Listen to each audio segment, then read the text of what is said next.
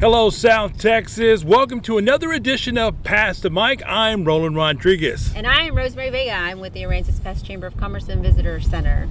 And I am Captain Dean Thomas, Slowride Guide Services, right here in beautiful Aransas Pass. Dean, did you know we are the official podcast for the Aransas Pass Chamber of Commerce and Visitor Center? Did you know that? I do now. Now you do. We appreciate you hanging out with us. I learn something every day. You know, that's what we're here. We're here to teach. You know, if you don't learn, you're not growing, right? Exactly. We appreciate you bringing us out here. It's awesome. Oh man, well, if you needed a little adventure in your life, you came to the right place today. So let's jump right into it.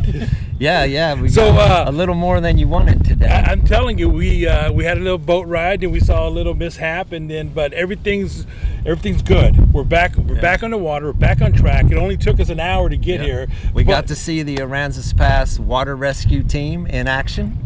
Oh yeah. That was interesting. I guess people can say, what are they talking about? As we were heading out to our lighthouse here in Aransas Pass, we witnessed a jet skiing accident, and two jet skis collided because they were driving too close to each other. And next thing you know, we had to make the official phone call. And happened to be first on the scene. Actually, pretty fortunate for those people that we were close by. Offer some assistance and got the right help out here.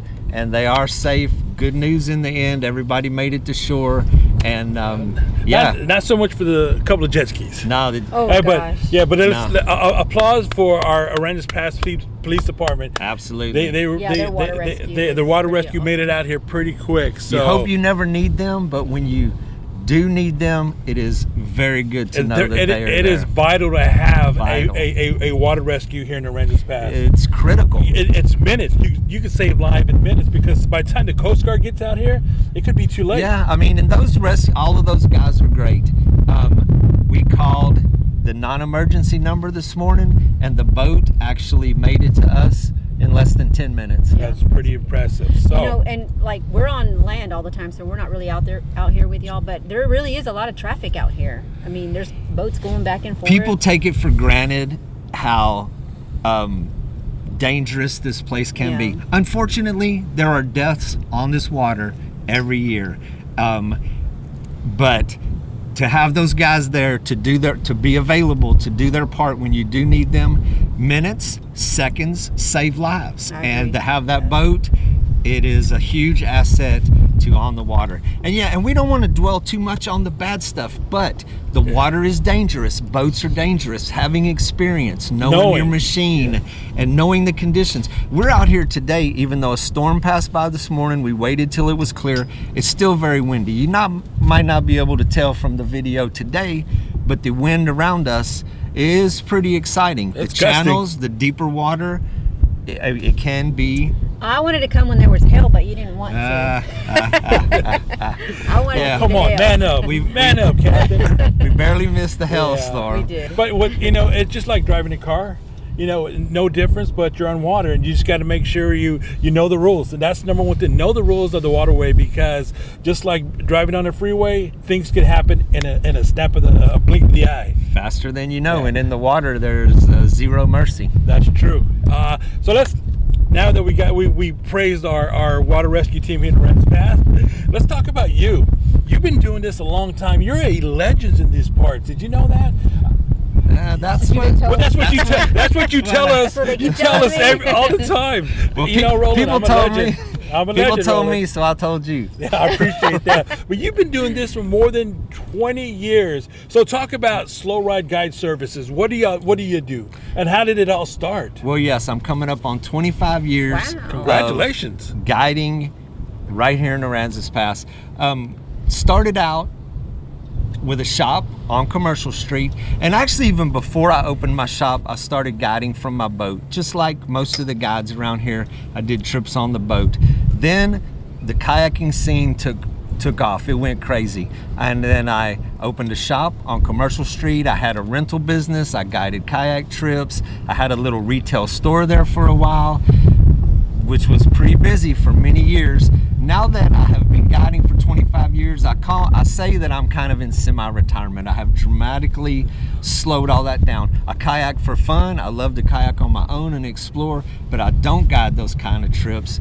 The rental business, it kind of faded away, so now I guide in the boat that we're sitting here and doing this podcast today. And one of the things that I found interesting, that when you started this business with the kayaks and whatnot, you would have eco trips. You would, because you know these waters like the back of your hands. You would take groups out and explain it and talk about why important our ecosystem matters. And the kayaking adapted to the eco trips much better. You go to places that are very secluded, that are way off the beaten path. You're up close and personal with the flora, the fauna, the birds, the fish. And for photography, for exploring nature, it was just a really good thing. And I mean, I still take people out for fun on the boat that don't want to fish. They still want to see the water. They want to see the birds. They want to see the scenery. Or historical landmarks. But do you find that a lot of them already have their own kayaks now? It's why you say. And that is, the kayaks are for sale on every corner. They are really, the kayaking manufacturing, those companies discovered a way to sell their products on every corner. So that's kind of made the rental business not as feasible as it was at one time. Yeah, everybody had a kayak in the back of their car. Yeah, I mean, you can get, even in their minivan, it's out the windows. You can get them on the bike. You can get a kayak at HEB now. Oh my God. They're everywhere. So it just shifted gears. I mean, the market changed, and you know, when 25 years in the business, you have to change with the market. You got to be adaptable. Exactly. If you're going to stay in the game, you have to change. But you're still able to do these tours and come out here to like our historical landmark behind us, the lighthouse here. It's been around since what, early 1800s? Which, by the way, that's the closest I've ever gotten to it just now when we came through there. You got to get out more often. Beautiful. I know. I do need to do that. And now, what made you decide you wanted to do this? Did you not want to work? Oh. This is work. Well, it feels like time. It's a different form of work. It is work. And owning your own business and planning these trips, you work 20 hours a day.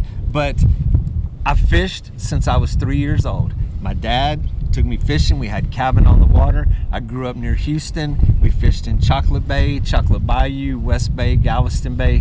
When I was 18 years old, one of the first things I bought in my life was a fish camp in Matagorda. Then I moved my fishing operation to there.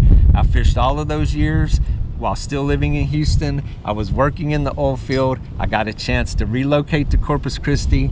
I took that as an opportunity to move. I worked for 5 more years in the oil field, and I always wanted to take a chance at guiding. The worst thing that could have happened, I told myself, is I could go back to work. I took a chance at guiding, and I have managed to avoid work. 25 years later, you're doing what you love doing. And we always talk about if you enjoy what you love doing, it's not work. That's right. And you get it. This is your office. We're sitting in the middle of your office here in Aransas Pass. Executive suites or what? Yeah, and the scenery is not bad at the office. No. I mean, even on weather days, wind, and things that we deal with, to me, it's better than sitting in an office. And I just had one of those personalities where if I was working in a building inside of 4 walls, I felt like I was trapped. It's like I can't walk around barefoot in the building, in the office. They require shoes and shirts and other things that we don't require out here. And this is it's amazing what you've done. Not only, you started as a hobby, obviously, and then led into a career. So 25 years, I applaud you. But how important is the tourism for you, for your business? Oh man, I mean, it's 100% of what brings people to Aransas Pass, and that what brings them, makes my phone ring and brings them here. We have Redfish Bay right out our back door. We're sitting here looking at it this morning. It's one of the most amazing places on the Texas coast. The Lighthouse Lakes that we are sitting right in the middle of this morning, recording this, is absolutely unique on the coast. There is not another place on the Texas coast where we have a pass to the Gulf of Mexico where that water flows in and out every day, where you have this amazing estuary right within sight of the pass. We have other passes up and down the coast, from Port Isabel, Port Mansfield, Pass Cavallo, everything north. No place exists behind those passes like Redfish Bay. We have the most beautiful, shallow, crystal clear flats, seagrass meadows for miles and miles, loaded with redfish, loaded with speckled trout, and it is just absolutely one of the most beautiful places, even if the fish aren't biting, even if you're just out here for a day. It is just one of the most amazing places to sit and be here. I agree. And what's crazy is, I don't know, but every time I've been out with you, it feels like no matter who it is, once they throw the lines in the water, it's an automatic catch. Yeah. Really? Where's the pole? Is it just you, or everybody tends to advertise the really, really good days? You never see anybody posting pictures of, no the day fish when they're coming in all out here for sad. 2 hours? Yeah, with their sad face on. Yeah. But fishing is what it is. Yeah. It is a challenge, and it is part of the game of being good at what you do. And even on the tough days, being able to find fish and being able to produce even on those tough days.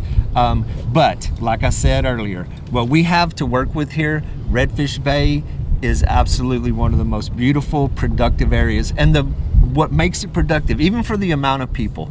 So Port Aransas is here, Aransas Pass, Rockport, all of these towns attract so many boaters, and there's more houses, there's more coming in, it's growing, the coast is growing exponentially. But the productivity of Redfish Bay continues. There's conservation issues, there's water quality issues, there's a lot of challenges that it faces that goes with that growth. But the fact that we have this opening to the Gulf of Mexico and so much water flows in and out of these flats, it is just one of the most productive pieces of water. Corpus Christi Bay really is not that far away also. So it's a lot of opportunity as well. There's a lot of room for all these people to spread out. So obviously when you started, this was a hidden gem. And then once people start, catching fish, it's no secret anymore. Aransas Pass is a hot spot for fishermen. I get a little reminiscent quite often, and I start talking about how it was 20 years ago, 25 years ago, even 30, 40 years ago. And then I like to talk to the guys who fished the 20 and 30 years before me and listen to their stories and see how all of that has evolved over the years. I do get nostalgic. It's kind of weird. I tend to tear up on all of that stuff now, but the challenges were there then. They face their challenges. The challenges that are in our future are always going to be there. So when it comes to limits, to conservation issues on the amount of fish that we take out of the water, some of those have become very strict. The speckled trout limits have changed dramatically. After the freeze, we have natural events that take place that affect it. So I have to give Texas Parks and Wildlife great props, though. They have been proactive on a lot of these measures instead of reactive. Louisiana, Florida, all of our other states on the coast, they face the same issues. Sometimes they're more reactive to the problems. Texas has actually been very proactive in facing those challenges and setting guidelines and limits in place to protect the resource we have. Look, man, I've been doing this. I take my kids fishing. I take them fishing. Everybody takes their kids. We want them to enjoy the same thing that we enjoyed. We don't want to tell them a story someday about what used to be here and how we had it. We want to leave it for them in as good a shape as we found it. That's why we have rules, and that's why those rules are in place, so we can protect what we have and for the future as well. Absolutely. What do you see as far as this industry moving forward? Man, there's more guides, there's more boats, there's more pressure on the resource. It's tough. I mean, I'd look at sometimes I'm a little more pessimistic than I should be, or than I hope I'm not being too I've known you a long time. The glass is always half full with you. There's so many issues. There's water quality issues. We have the Port of Corpus Christi that is deepening and widening in that channel that is definitely changing the ecology of our bay system. It cuts right through Redfish Bay. We have the desal plant that is on the horizon. But we have issues with the droughts. We have the fact that the lakes are going dry. It has sped up that process. We cannot live without water. So it is all something that we're going to have to figure out. We're going to have to live with. The future of this resource is at it's at a tipping point right now. I mean, it's not on the verge of crash, but there are a lot of big decisions that are going to be made in the near future to determine how it goes. But, you know, guides have to be, they have to represent and protect the resource. They have to set examples for the people that get on their boat. They have to prevent damage. They have to prevent destruction of what we have. They have to promote conservation issues. They are the voice for so many people that travel to our area, and it's very important for those guys to relay that message and make the public aware. Well, we appreciate everything you do because you have a passion. This is not a hobby for you. This is your life. And with people like you educating others, it's only a bonus. It's a plus. You have a service to meet the demands of our tourists. Like, we do a lot of shows, and you're already well known. So sometimes we go to shows and they're already asking for you. Captain Dean, the legend. Yeah, and then we have a section where we have guides listed. So, without you and the other guides that we have, we can't supply the services we need for those tourists that are coming to our community. So it's very important. Yeah, I mean, they come, they want to fish, they want to get out here on the water, they want to be safe about it. And yes, getting on a guide boat that has experience, they're going to give you a great day on the water, catch you some fish. And I am passionate about those things, and it is my job. It has been my career, but it has been my life in general. I mean, we travel around the country. I fish at all the Gulf states. We go out to the East Coast and fish. I mean, it's a part of what I do. So I bring all of that back here. And I always feel like all the places that I do get to travel to, when I make it back to Aransas Pass and Redfish Bay, I feel like it is the most beautiful place to come back to. It has everything you could possibly imagine, and it is worth putting that effort into. But I am absolutely blessed. I never take that for granted that I do get to spend every day out here in the great outdoors. Yeah.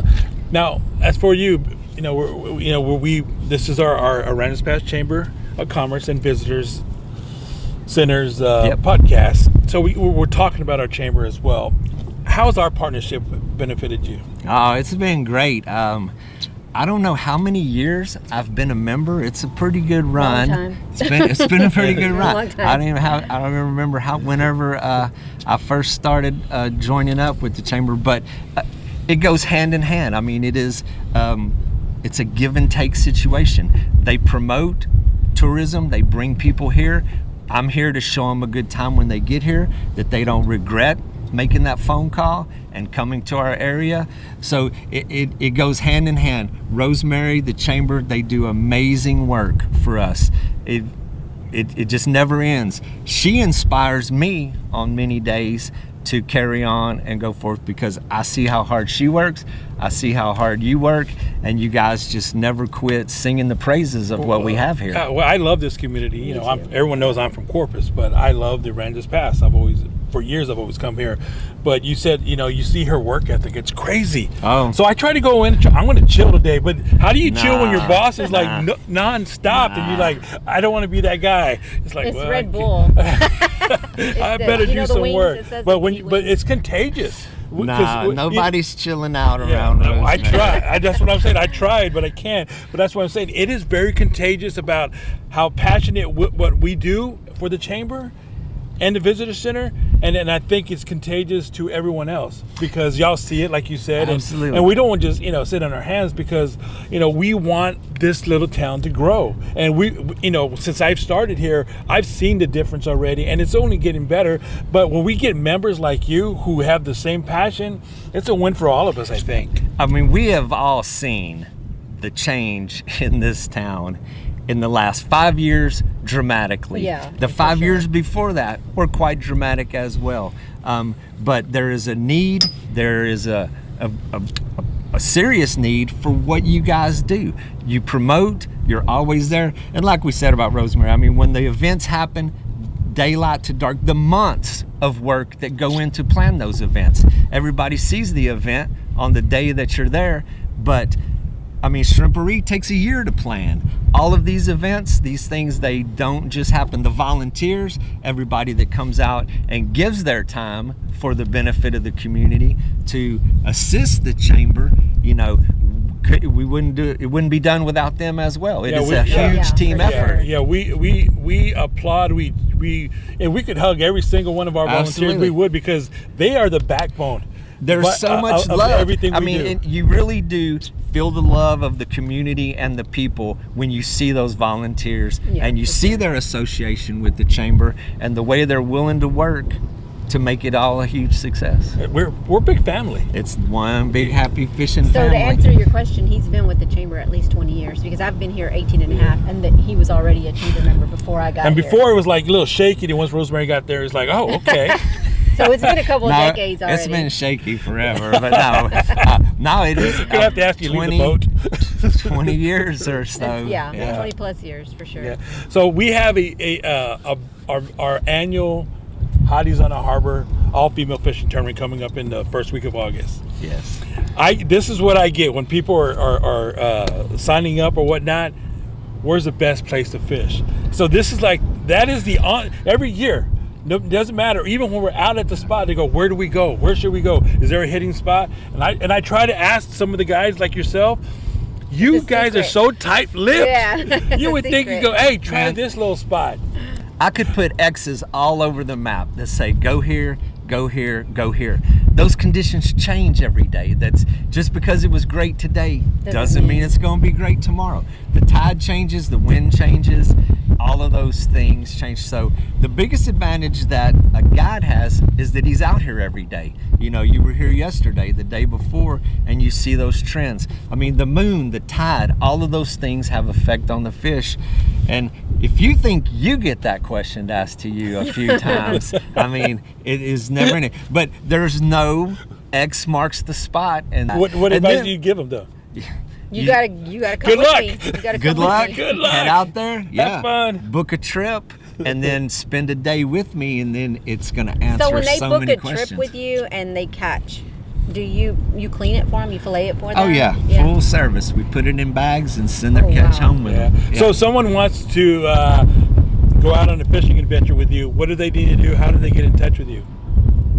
You can find me on social media, Facebook, Instagram. You can contact Rosemary, the chamber, anybody there.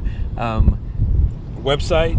I don't have a website anymore. But I use all social media for contact. It's because we're lazy. We want Slowride Guide on Facebook, at Slowride TX, Instagram. Can they call you?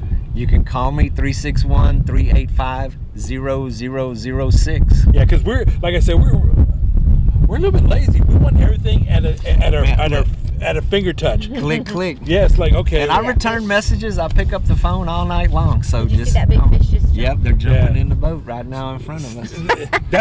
That's how easy it is when you go fishing. Oh, it's Dean. It's Captain Dean. He's a legend, guys. Let's go meet him. Don't throw us back. I know. He's a catch and release kind of guy. Yeah, we take their picture and make them famous. It's like, hey, and they go brag to the other fish friends. Were you with Captain Dean today? No. Well, look at this. Yeah. Whoa. I wish it was. I wish it was something like that. They got a little selfie in there as well? Oh, we do fish selfies. We do that. What do you love about your job? Man, the people that I meet is the greatest fringe benefit of what I do. I meet the coolest people that want to come out and fish. They're always in a good mood. It's always about the good time. And I mean, nobody shows up with a bad attitude for a fishing trip. I don't think so. Or boat ride and just being outdoors. So yes, and the friends that become family over the years. I mean, I have clients that I have fished with for 20 years. Some come and then they fade away. Some folks come and fish one time, you never see them again. Others come and fish with me with their kids. Their kids grow up. I fish with them as adults. So the people that I get to meet and have fun with on the water is absolutely the biggest fringe benefit. And then driving these cool boats and every day. It's the best. You know, and what's crazy is your clients are not just from Texas. They're from all over the world. Oh, they're from everywhere. That what makes it so cool. I have international travelers that show up. A lot of folks from the mountain states, Colorado, even as far as Idaho, that a lot of fly fishing up there. and Michigan and Wisconsin, all around the Great Lakes, all of those, there's huge fishing culture in those states, and they hear about the redfish on the Texas coast, and they end up down here fishing. So the majority is San Antonio, Austin, Dallas, and Houston, but we do get travelers from all over the country and international as well. Well, Dean, we appreciate you taking the time to hang out with us and tell your story, and pretty much acknowledge that you are a legend. So we appreciate everything you do for our community. Us out here. It's always a treat. Oh yeah. So, you think that was a treat? Just wait till we make this boat ride in. Oh no. And we're not leaving yet. We got to do a little fishing. You thought we're just going to come out here and talk? Man, I mean, I love to talk about Aransas Pass. I love to share the word. Working with you guys forever, it's been amazing, and I appreciate the invite. Anytime you have an open invitation to be on our podcast, because anytime you want to take us out on the boat, just let us know. Yeah, you're gonna have like the most podcast. You guys episodes. Are like technically on the clock right now, right? Yeah, so, we are. We're like you. We're working, so you're gonna have the most episodes. Right. I'm just saying. At least once a month. It's like Dean's always on. Like I said, we appreciate everything you do for not only for us but our community as well, and for our visitors. But it's captains that like you that make this place such a great place to come visit, and we appreciate it. Like I said. All right. Well, thanks again. Thanks, you. Rosemary, for everything you do. Can't say enough for that. And looking forward to keeping it going for a long, long time. All right, Dean, thank you so much. Really appreciate it. Can't wait to get on the water. We are in the water. We're going to be fishing in a minute. But anyway, that is a wrap. We appreciate you guys watching the Pass the Mic podcast. The official 3rd episode of Pass the Mic. Yep. You know what? I'm excited. This has been fun. I can't wait to see who's next. But I know what? My phone has been ringing. It has. Can I be on the podcast? Can I do this? And I'm like, maybe. That's how I got in. Yeah. Dean was like, as soon as I don't even think we were done with our last podcast, and Dean was already texting, "Hey, can I be on?" How do I get in on this? Yeah, I don't know, but you got it. So again, we'll appreciate it. We'll see you next time, and as always, be safe and take care of your neighbor.